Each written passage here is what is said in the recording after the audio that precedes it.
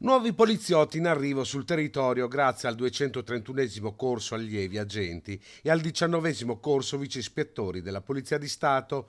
In totale si tratta di 3.500 persone che prenderanno servizio nelle varie questure d'Italia. Ad annunciarlo il sottosegretario al Ministero dell'Interno Nicola Molteni e il sottosegretario alla Giustizia Andrea Ostellari. In 3 anni questo governo ha assunto 42.500 operatori delle forze di polizia. Così diamo una risposta concreta a un problema diffuso: più uomini, più donne sul territorio per tutelare i cittadini.